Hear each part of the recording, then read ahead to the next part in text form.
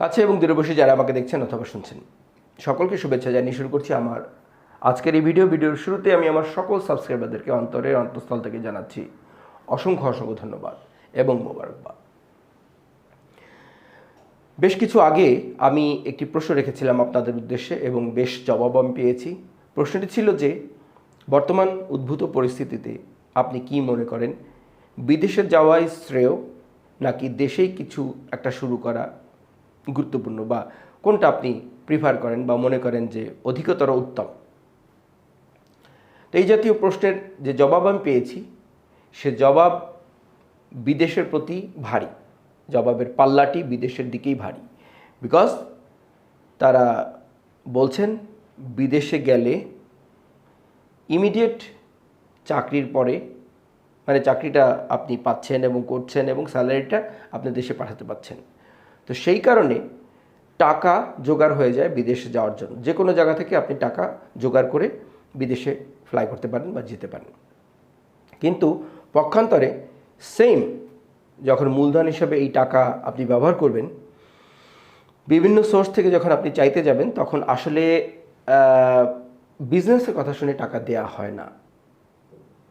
আমি জানি না কি প্রকৃত কারণ, তবে গেস করতে পারি হয়তো এটা, যে একটি গ্যারান্টি রয়েছে বিদেশে গেলেই চাকরি থেকে টাকা আসবে।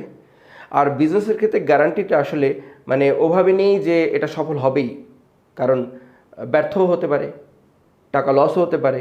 সো এই যে রিস্ক, এটার কারণে মানে অনেক ক্ষেত্রে অনেকে বলেছেন যে পরিবার থেকে টাকা তো আমি আনতে পারি, কিন্তু সেটা যদি বিদেশের জন্য হয় মানে খুব মানে অবলীলা এটা এসে পড়বে, বা মানে একটু কষ্ট হলেও এটা এসে পড়বে।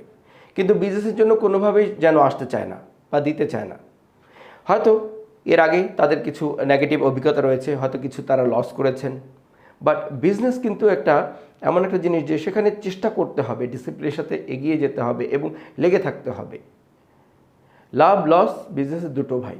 সো যাও, এখন বিদেশের দিকে যেহেতু পাল্লাটা ভারী, সো আমাদের দেশের অনেক ছেলেরা বা আমার ভাইয়েরা বোনেরা অবশ্যই তারা বিদেশে রয়েছেন, পৃথিবীর বিভিন্ন দেশে রয়েছেন, মধ্যপ্রাচ্যের দেশে রয়েছেন মালয়েশিয়া, সিঙ্গাপুরে, অন্যান্য বিভিন্ন দেশে রয়েছেন, তারা কাজ করছেন। এছাড়াও ইউরোপ সহ নর্থ আমেরিকার দেশগুলিতে, অথবা এমন বলি অস্ট্রেলিয়া সহ সারা পৃথিবীতেই আমাদের মানুষজন কিন্তু ছড়িয়ে আছেন। আমাদের প্রয়াত মহান লেখক হুমায়ুন আহমেদ বলেছিলেন, বাংলাদেশ হচ্ছে মানুষের বীজতলা। আমরা এখানে মানে উত্তম উত্তম মানুষ সৃষ্টি করে পৃথিবীর বিভিন্ন জায়গায় পাঠিয়ে দিচ্ছি। এবং আসলে কথাটা কিন্তু সত্যি। আমি যদি আমাদের ব্যাচ মেটদের কথা চিন্তা করি বা বলি আপনাদেরকে, তাহলে আমরা যে বছর ম্যাট্রিক পাস বা এসএসসি যেটাকে বলে পাস করে বেরোলাম, তারপরে এসএসসি, তারপরে ঢাকা বিশ্ববিদ্যালয়ের পরে বিভিন্ন লাইনে তো বিভিন্ন চলে গেল বিভিন্ন জনে। তো এখন দেখা যাচ্ছে যে মেজরিটি কিন্তু সবাই বিদেশে সেটেল এবং ওয়েল সেটেলড। কেউ ক্যান্সার গবেষণায় কাজ করছে, ডক্টর কাজ করছে, কেউ ইঞ্জিনিয়ার হিসেবে সিলিকন ভ্যালিতে কাজ করছে, কেউ সেই অস্ট্রেলিয়াতে রয়েছে, নিউজিল্যান্ডে রয়েছে, কেউ কানাডাতে রয়েছে, মানে পৃথিবীর বিভিন্ন জায়গাতে ছড়িয়ে গেছে, অবশ্যই ইউরোপের দেশগুলিতে রয়েছে। সো অন্যান্য ব্যাচগুলি বা অন্যান্য যে মানে আমাদের আগের বা পরের কথা নাই বা বললাম, তার মানে হচ্ছে হুমায়ুন আহমেদের কথাটি সত্য, আমাদের মানুষের বীজতলা, এবং এখান থেকে উত্তম উত্তম মানুষগুলি পৃথিবীর বিভিন্ন জায়গায় ছড়িয়ে সেখানকার অর্থনীতিতে কাজ করছেন এবং অর্থনীতিকে ত্বরান্বিত করছেন, গতি সঞ্চার করছেন। সো আপনি একজন সাধারণ মধ্যবিত্ত ঘরের সন্তান, আপনার একটি স্বপ্ন রয়েছে, আপনি জীবনে কিছু করতে চান। সো আপনি এই মুহূর্তে পারছেন না ইউরোপের কোনো দেশে গিয়ে সেটেল হতে অথবা নর্থ আমেরিকা যেতে, আর আপনি হয়তো মিডল ইস্ট যেতে চাচ্ছেন না, কারণ মিডল ইস্ট থেকেও আমি শুনছি অনেকে বলছেন যে এখানকার স্যালারি বা এখানকার লাইফস্টাইল এগুলি আসলে চলতে পারছি, কিন্তু এটা দিয়ে জীবনে তো কিছু হচ্ছে না তেমন। এমন যেমন শুনছি আমরা মালয়েশিয়া থেকে, আমরা তেমন শুনছি। সো সকলেই চাচ্ছেন একটি বেটার দেশে যেতে। বেটার দেশ বলতে আমরা তো কিছু দেশেই বুঝে থাকি, সেটা হচ্ছে আমেরিকা, অস্ট্রেলিয়া, নিউজিল্যান্ড, তারপরে আপনার কানাডা, এইসব দেশে আমরা বুঝে থাকি, বা জার্মানি, ইটালি, ইউরোপিয়ান কান্ট্রিগুলি, এগুলি বুঝে থাকি। জাপানও আছে, জাপান, কোরিয়া, হংকং এগুলিও রয়েছে। সো আপনি কি করে এসব দেশে যেতে পারবেন? প্রশ্ন সবার মনে, কিন্তু উত্তর একটি, অবশ্যই যে যোগ্য হন আপনি যেতে পারবেন। সো আমি আজকে হংকংয়ের বিষয়ে কথাটা বলবো, যে হংকংয়ে আপনি যদি আসতে চান তাহলে কি যোগ্যতা আপনার থাকতে হবে, কিভাবে আপনাকে আসতে হবে। আমি এর আগের ভিডিওগুলিতে বলেছি যোগ্যতা বা দরকারি যে ডকুমেন্টস যেগুলি আপনার দরকার সেগুলি তো আপনাকে আমি বলেছি, আপনারা অনেকেই জানেন। কিন্তু আজকে একটি নতুন জিনিস বলবো। সেই নতুন জিনিসটি হচ্ছে, ধরুন যে কোনোভাবেই আপনি একটি জব হংকংয়ে পাচ্ছেন না অনেক চেষ্টা করার পরেও, বা পৃথিবীর অন্য দেশের কথা আমি বললাম, কিন্তু তাই বলে কি আপনি যাবেন না? মাহমুদ মিয়া বেকার, তাই বলে কি স্বাদ নাই তার বিশ্ব ঘুরে দেখার? আসলে পরে চেকার, বলল হেসে মাহমুদ মিয়া রেগে, হ্যাঁ রেগে, ট্রেন কি তোমার একার? আচ্ছা, এই কবিতা বা ছড়াটি যিনি লিখেছিলেন মাহমুদুল্লাহ, তিনি একসময় বিটিভির ওবিও ছিলেন, আউট ব্রডকাস্টিং অফিসার ছিলেন। তার সাথে আমার পরিচয় ছিল কোনো এক সময়, অনেক আগে। এখন বেঁচে আছেন কিনা আমি জানি না। সো যাই হোক, ট্রেন কি তোমার একার? এই বিশ্বে উন্নতি করা, ডেভেলপ করা বা অর্থনৈতিকভাবে শক্তিশালী হওয়া, তা কি কারো একার সম্পত্তি? No, it's not rationed. আগে আসলে আগে পাবেন, পরে আসলে পাবেন না, এমন কিছু নয়, বা কারো জায়গির নয়। Of course you can get it, কিন্তু আপনাকে চিন্তা করতে হবে, how I can make it happen. Yes, you got it right, how I can make it happen. দরজা আমার জন্য বন্ধ, যেতে দিচ্ছে না, ভিসা দিচ্ছে না, দেবে না, এখানে বিজনেস করতে পারছি না। মিডল ইস্টে হয়তো যেতে পারবো কিছু কাঠখড় পুড়িয়ে, কিন্তু সেখানে গিয়ে সেখানকার লোকজনকে খুশি না, তারাও বলছেন যে আরও বেটার কিছু করতে চাই।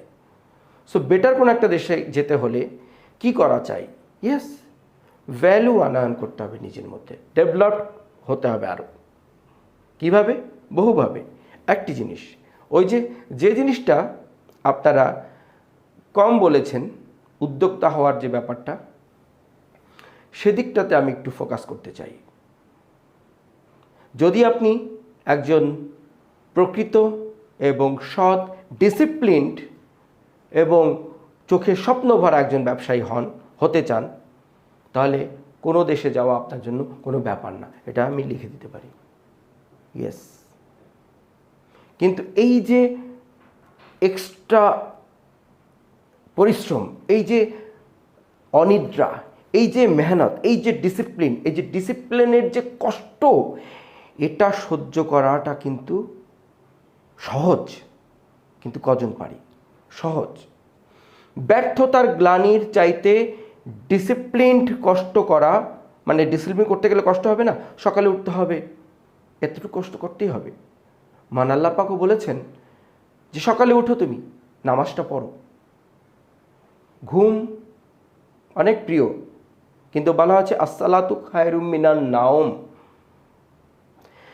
ঘুমের চাইতে, নিদ্রার চাইতে নামাজ উত্তম। কারণ এই যে কষ্টটুকু আপনি করে উঠবেন, তার ফলে কিন্তু আপনার জন্য একটি প্রমিস রয়েছে, জান্নাত বা পুরস্কার পরকালে। সো আমরা এই পুরস্কারটি দেখতে পাই না, আমরা মনে করি সুদূর পরাহত, কবে কোথায় কেমনে হবে জানি না, বুঝি না। No no no no no, you need to see future right in present, that is the discipline. Discipline আপনাকে একটু একটু একটু করে, বিট বাই বিট আপনাকে সেখানে নিয়ে যাবে, কোনো অসম্ভবের কিছু না। আমি শূন্য হাতে শুধু ঘুরেছি পিছে পিছে, পাইনি বাবার আদর, তবু তো তোমার নাম কোথাও ভাঙায়নি রে মামা। এই একটি গান ছিল মকসুদের, ফিডব্যাকের মনে হয়। এটা কিন্তু আমার, যখনই আমার স্ট্রাগলের দিনগুলি ছিল, তখন এই গানটি ছিল আমার একটি, মানে মাথার মধ্যে সবসময় হতো। আমি শূন্য হাতে পথে পথে ঘুরেছি, কিন্তু কারো থেকে পাইনি, কিন্তু সে বলে কিন্তু আমাকে কেউ আটকাতে রাখতে পারেনি, কাউকে কেউ আটকে রাখতে পারে না। অসম্ভব, অসম্ভব। যদি আপনার মধ্যে স্পৃহা থাকে, স্পিড থাকে, আপনি অবশ্যই এগিয়ে যাবেন। সো ডিসিপ্লিনড ওয়েতে যদি আপনি বিজনেস করতে, বিজনেসটা এখন কীভাবে বিভিন্নভাবে হতে পারে। বিজনেস মানে এই না যে আপনি কিছু ফল নিয়ে বসলেন বিক্রি করছেন, হলো না, তা না। বিজনেস আরও অনেক কিছু, ইনোভেশন, নতুন জিনিস মার্কেটে আনয়ন করা, কাস্টমারের সাথে আরও বেশি খুল মিলে চলা, মানে আপনার প্রোডাক্ট এবং পণ্য সম্পর্কে মানুষের বেশি ওকালবেহাল করা। जो दिखता है वो बिकता है, এর আগে একটি ভিডিওতে আমি বলেছি। So do everything possible under the sun. আরেকটি গান, অ্যান্ড্রু কিশোর সাহেব, তিনি প্রয়াত হয়েছেন, তার একটি গানও আমার কিন্তু, আমি যখনই আমি প্লেনে উঠতাম তখনই আমার মাথায় এই গানটি ঘুরতো। ভেঙেছে পিঞ্জর, মেলেছে ডানা, উড়েছে পাখি, পথ হচ্ছে না, নীরের ঠিকানা পাবে কিনা পাখিটি নিজেই জানে না। আমি জানতাম না, আপনি জানেন না, আমরা কেউ জানি না নীর কোথায় রয়েছে, কিন্তু পাখা মেলে যখন আমরা উড়েছি, একদিন না একদিন আমরা নীর খুঁজে নেবই, রাইট? ইয়েস, অবশ্যই আমরা খুঁজে নেব। তো ব্যাপারটা আমি বলতে চাচ্ছি যে একটু সরলীকরণ করি। যদি আপনি ব্যবসায়ী হন তাহলে সারা দুনিয়ার দরজা আপনার জন্য খোলা। They will open it. ওকে, নাও এখানে একটি প্রশ্ন আছে যে আমি জানি না, আমি নবীন, যারা নবীন, ওরে সবুজ, ওরে অবুজ, আমি অবুজ, আমি সবুজ, আমি নবীন, আমি জানি না। Okay, that's why you need to search and then you will get it. Allah পাক কি বলেছেন? কোরআনে একটি মজার আয়াত রয়েছে যে তোমরা নামাজ পড়ো এবং তারপরে দুনিয়াতে ছড়িয়ে পড়ো। বলেননি কিন্তু মসজিদের মধ্যে বসেই শুধু আমাকে জপতে থাকো না, তোমরা ছড়িয়ে পড়ো। ছড়িয়ে পড়লে তোমরা পাবে। রোজগার তালাশ করো, তালাশ করলে পাওয়া যায়, যে খোঁজে সে পায়। পথিক, তুমি পথ হারাইও না, পথে লেগে থাকো, তুমি মঞ্জিলের ঠিকানা তুমি খুঁজে পাবে, মঞ্জিল তুমি খুঁজে পাবে। এখন আমি একটি জিনিস আপনাদের সামনে বলতে চাচ্ছি, সেটা হচ্ছে এরকম যে জাস্ট 2 বা 3 জন না, 2 বা 3 জন মানুষ যদি সৎ এবং শক্তভাবে তারা মনে করে যে না, উই শ্যাল ওভারকাম, আমরা করব জয় একদিন, তাদের কথাবার্তা, তাদের প্ল্যান প্রোগ্রাম, তাদের মনোবাঞ্ছা, তাদের মঞ্জিল সব কিছু এক সামনের দিকে, নোবডি ক্যান স্টপ দেম। ফেলিওরও হার মেনে বলে যে ওকে বাবা, তাকে যেতে দাও। সমস্যাটা হচ্ছে এখানে যে হানিফ সংকেত বলেছিলেন যে আমরা সকলেই মনে করি আমরা একাই 100 জন আমরা এক হতে পারি না। অত্যন্ত আমার ফেভারিট অবশ্যই ওনার একটি বিখ্যাত উক্তি, হানিফ সংকেত কৌতুক অভিনেতা এবং আমাদের একজন মানে ব্যক্তিত্ব সাংস্কৃতিক অঙ্গনের, তিনি বলেছিলেন আমরা সকলেই মনে করি যে আমরা একাই 100 জন আমরা এক হতে পারি না। এবং এটা একটি আমাদের খুব মানে বড় দোষ, যেটা আমাদেরকে এখন আইডেন্টিফাই করার সময় এসেছে। আমাদেরকে এখন 10 মিলে করি কাজ, হারি জিত নাহিলাস, তার মধ্যে আসতে হবে, বুঝতে হবে গোল যখন সমান যেতে চাই ওখানে, তাহলে কেন এভাবে আলাদা আলাদা? হয়তো অনেক হিন্দি ফিল্মে আপনারা দেখেছেন হিরোইনকে হিরো বলছে জানা এক সাথ মঞ্জিল এক হ্যায়, তো এই আলাগ আলাগ জানা কিউ, দিলওয়ালে দুলহানিয়া লেকে যায় মধ্যে বলেছিল শাহরুখ। তো যা হোক, জোকস অ্যাপার্ট, যেটা বলতে চাচ্ছি 2 বা 3 জন 4 জন এরা যদি একদম কম্প্যাক্ট হয়ে নো ম্যাটার হোয়াট কামস, আমাদের রাস্তার মধ্যে যা কিছুই আসে আমরা জয় করব, দে ক্যান ডু ইট। বাংলাদেশে আপনারা দেখবেন কিছু পরিবার রয়েছে, শিল্পপতি পরিবার বা তারা অনেক ইন্ডাস্ট্রিয়ালিস্ট, দেখবেন তাদের মধ্যে আণবিক শক্তিটা কিন্তু অত্যন্ত জোরদার। আণবিক শক্তি, প্রত্যেকটি পদার্থের মধ্যে অণু পরমাণু রয়েছে এবং সেই আণবিক শক্তি সবগুলির কিন্তু সমান না। সব পদার্থের আণবিক শক্তি কিন্তু সমান না। কিছু কিছু পদার্থের আণবিক শক্তি অত্যন্ত শক্তিশালী, সেগুলি অত্যন্ত কঠিন পদার্থ।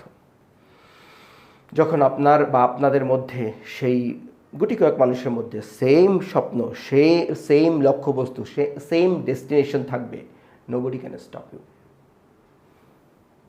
কোরআন আপনাকে বলে দিচ্ছে যাও তালাশ করো, উপরওয়ালা থেকে আপনি আদিষ্ট। Go ahead, what are you looking for.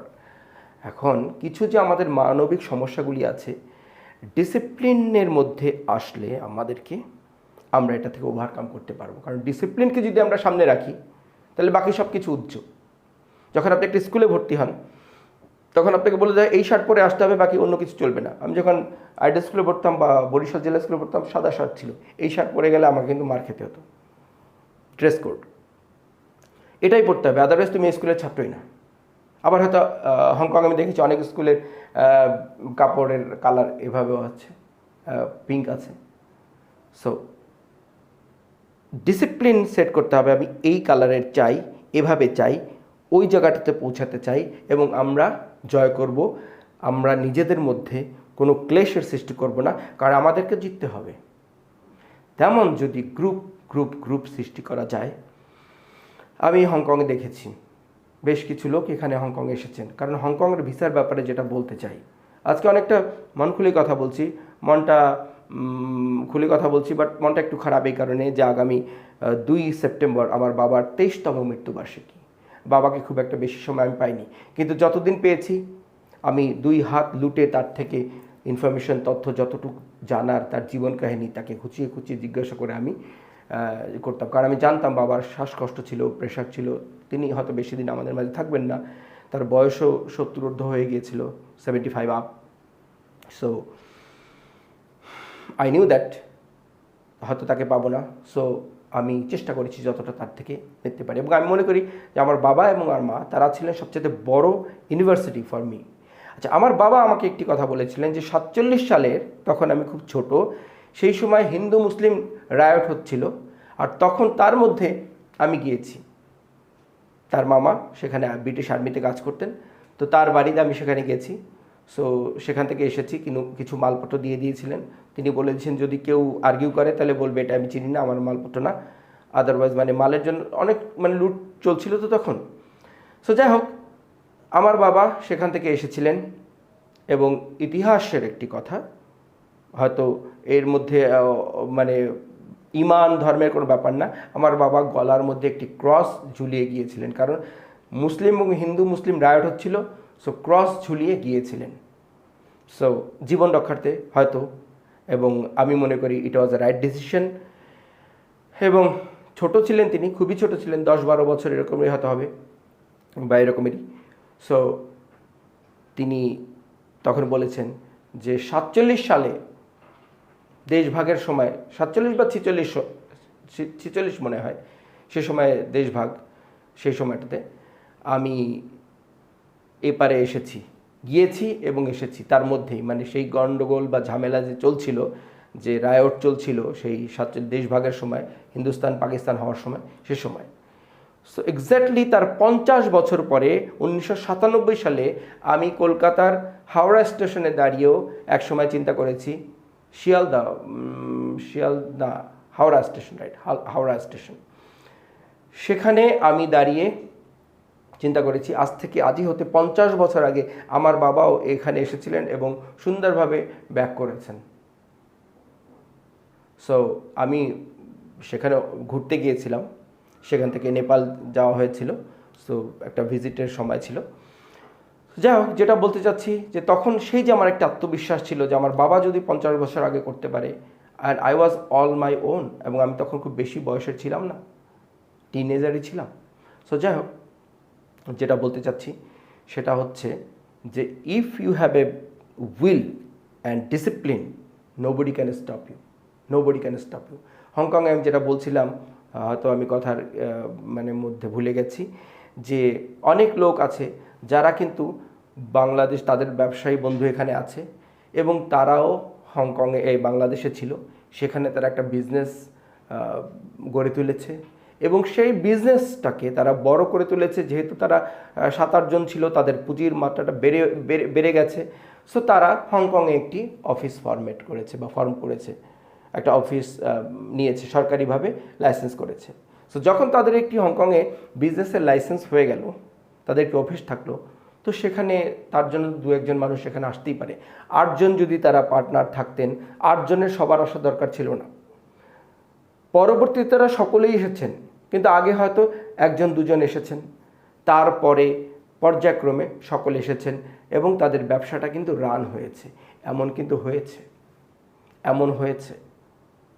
So যদি আপনি বিজনেস শুরু করেন সশক্তভাবে, ডিসিপ্লিন বা নিয়ম শৃঙ্খলা সহকারে প্ল্যান করে আগে যান, তাহলে পৃথিবীর যে কোনো দেশ আপনার জন্য দরজা খুলে দেবে। এটা অত্যন্ত স্বাভাবিক, কারণ পৃথিবীর যে দেশে আপনি গিয়ে ব্যবসা করবেন সে দেশের নাগরিক উপকৃত হবে, সে দেশের সরকার ট্যাক্স পাবে। তো আপনি যখন তার জন্য কাজ শুরু করছেন বা তার জন্য ইনকামের পথ তৈরি করছেন, সে আপনার জন্য দরজাটা খুলে কেন দেবে না? এবং একজন প্রকৃত ব্যবসায়ী পৃথিবীর যে কোনো জায়গাতে শক্তিশালী, কারণ তার পিছনে ডিসিপ্লিন থাকে, মানি পাওয়ার থাকে, একতা থাকে এবং তার একটি সুনির্দিষ্ট প্ল্যান, পরিকল্পনা, প্রোগ্রাম থাকে। সেগুলির আলোকে চলতে গিয়ে বাকিগুলি কিন্তু আর তারও মাথায় আসে না, বা অন্য কেউ সেভাবে চিন্তা করে না, বা ইমিগ্রেশনও ওটা চিন্তা করে না, কারণ তারা দেখে যে তার ইনভেস্টমেন্টটা কত বেশি এখানে, তারা দেখে যে সে কী অবদানটা রাখছে এখানে। That only count, they count only that, আর কিছু না। সো ব্যাপারটা হচ্ছে 10 মিলে করি কাজ, হারি জিত নেহিলাজ, বিশ্বাস ভরসা থাকতে হবে, ইমান আমান থাকতে হবে, মনটা শক্ত থাকবে। লাইফ ইজ শর্ট, এর মধ্যে অনেক কিছু করতে হবে, যতটা সম্ভব করতে হবে। Life is really very short. So বসে থাকা নয়, আগে যাওয়া। বিদেশে গিয়েও তো আপনি কাজ করবেন, কিন্তু বিদেশে গিয়ে কাজ করা আর দেখবেন যারা বিদেশে গিয়ে সেটেল হয়েছে তাদের মধ্যে কিন্তু জীবন প্রণালীর মধ্যে আসমান জমিন তফাৎ। একজন বাংলাদেশি নাগরিক যিনি কিনা আমেরিকাতে সেটেলড, জব নিয়ে গিয়েছেন, বড় জব নিয়ে গিয়েছেন এবং সেটেলড, আর একজন কিনা মধ্যপ্রাচ্যে গিয়েছেন, তিনিও জব নিয়ে গিয়েছেন। তাদের এই দুজনের মধ্যে কিন্তু জীবন প্রণালীর মধ্যে অনেক তফাৎ, দেশের কারণে নয়, ইনকামের কারণে।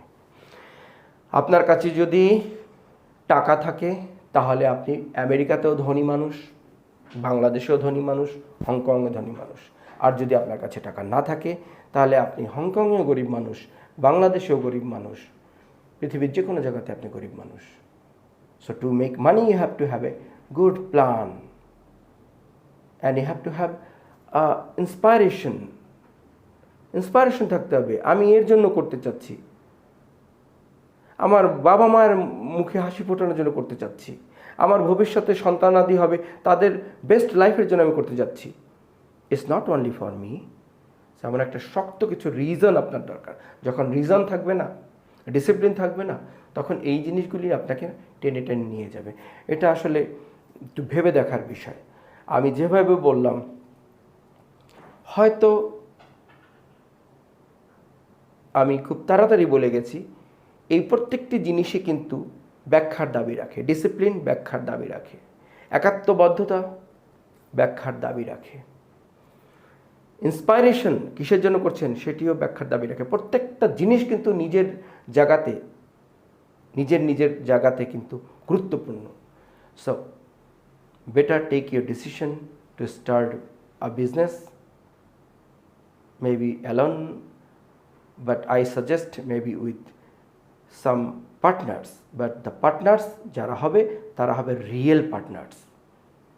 আর রিয়েল পার্টনারশিপ আমাদের দেশে একটু কম হয়, এজন্যই মূলধন জোগাতে গিয়ে ঝামেলা হয়। কারণ দেখা গেছে এর পুঁজি নিয়ে অন্যজন চলে গেছে, বা হয়তো সময়ের মধ্যে সেই টাকাটা দেয়া পরিশোধ করা সম্ভব হয়নি, বিভিন্ন সময় হতে পারে। আজকের এই যে পরিস্থিতি, সারা বিশ্বে যে করোনা পরিস্থিতি, এটি একটি অবিসংবাদিত পরিস্থিতি, এটার মধ্যে কারো কোনো হাত নেই। এই সময়টাতে আমরা হয়তো কিছু বলতে পারি না, কিন্তু আমরা বলছি স্বাভাবিক সময়ের কথা। এই করোনার সময় একটি অবিসংবাদিত সময়, এমন সময় আমরা জীবনে দেখিনি, আমাদের লাইফ টাইমে যারা আছে আমাদের কেউই দেখেনি। সেটা একটা অভূতপূর্ব একটি সময়, এবং আমি আশা করি যে আমরা এ থেকে অচিরেই মুক্তি লাভ করব। এবং এই কথাগুলি আপনারা একটু মানে চিন্তা করে দেখুন। এবং আমার বাবার জন্য, তার মৃত্যুবার্ষিকী আগামী 2রা সেপ্টেম্বর, তার জন্য দোয়া করবেন। এবং অন্যান্য কোনো প্রশ্ন থাকলে অবশ্যই আপনারা করতে পারেন। এবং আমি চেষ্টা করব যতটা ইন্সপায়ার আপনাকে করতে পারি, করার চেষ্টা করব যতটা আমার পক্ষে সম্ভব, কারণ আমি জানি ইট ইজ পসিবল। আমি জানি how it is to be hungry, আমি জানি how it is to be no future looking in front of you, কিন্তু তারপরেও মাথার পিছনের কোথাও কোণে একটা থাকে যে না, আমাকে কিছু করতে হবে। সেই যে জিনিসটা, ছোট্ট একটি ক্রীড়া, সেই জিনিসটা আপনাকে আগে নিয়ে যায়। সামনে হয়তো একদম ব্ল্যাঙ্ক, কিচ্ছু নেই, খালি খাখা ধুধু প্রান্তর, কিন্তু human being can make it happen. একটা অবধ প্রাণীকে আপনি যদি বলেন ওদিকে যাস নে, সর্বনাশ হয়ে যাবে, সে আপনার শুনবে না কথা, কিন্তু হিউম্যান বিইং শুনতে পারে। They can change their life. ঝড় আসছে, তুফান আসছে, গাছগুলি পড়ে যাচ্ছে, কারণ বেচারা তাদের যাওয়ার কোনো জায়গা নেই। They can't move.